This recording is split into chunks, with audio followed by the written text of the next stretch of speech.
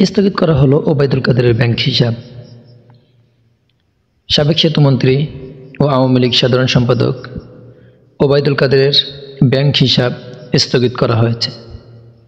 গতকাল মঙ্গলবার ব্যাংক হিসাব স্থগিতের এই নির্দেশনা দিয়ে দেশের বিভিন্ন ব্যাংক এবং আর্থিক প্রতিষ্ঠানের কাছে চিঠি পাঠিয়েছে বাংলাদেশ ব্যাংকের আর্থিক গোয়েন্দা বিভাগ, Bangladesh financial intelligence unit BFIU এর পাঠানো ওই চিঠিতে ওবায়দুল কাদেরের সকল প্রকার ব্যাংক হিসাব এবং আর্থিক প্রতিষ্ঠানের লেনদেন স্থগিত করার জন্য নির্দেশনা দেওয়া হয়েছে। ওই চিঠিতে বলা হয়েছে, ওবায়দুল কাদেরের মালিকানাধীন প্রতিষ্ঠানের নামে কোনো হিসাব পরিচালিত হয়ে থাকলে সেই হিসাবের লেনদেন মানি লন্ডারিং প্রতিরোধ আইনের আওতায় 30 দিনের জন্য স্থগিত রাখা হলো এবং তার নামে যদি কোনো লকার থেকে থাকে ব্যাংকে, সেই লকার 30 দিনের জন্য ব্যবহার না করার নির্দেশনা দিয়েছে। একই সাথে ওবায়দুল কাদেরের সকল বায়োডাটা সকল ব্যাংকের কাছে দিয়ে দিয়েছে কেন্দ্রীয় ব্যাংক।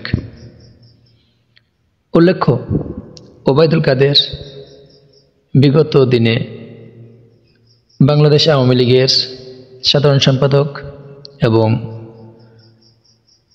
সেতু ও যোগাযোগ মন্ত্রী হিসেবে দায়িত্ব পালন করেছিলেন। আওয়ামী লীগের হেভিওয়েট এই নেতা সর্বদাই আওয়ামী লীগের জন্য নিবৃত্ত প্রাণ হয়ে কাজ করতেন। এমনকি গত 16ই জুলাই যখন ছাত্র আন্দোলন তুঙ্গে, সেই সময় ছাত্রদেরকে হুমকি দিয়ে ওবায়দুল কাদের বলেছিলেন তাদেরকে সাইজ করার জন্য ছাত্রলীগ একাই যথেষ্ট।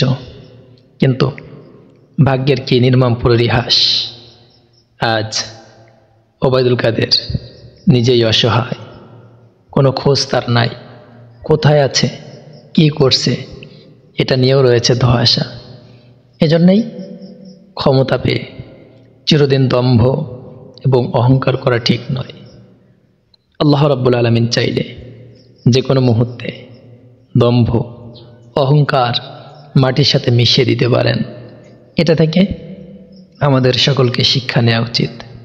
আল্লাহ রাব্বুল আলামিনের কাছে আমরা প্রার্থনা করি, আল্লাহ রাব্বুল আলামিন আমাদের এই দেশটাকে হেফাজত করুন। জালিমদের কবল থেকে আল্লাহ তাআলা মুক্তি দিয়েছেন, আমাদেরকে আল্লাহ রাব্বুল আলামিন জালিমদের কবল থেকে আজীবনের জন্য হেফাজত করুন। আল্লাহুম্মা আমিন।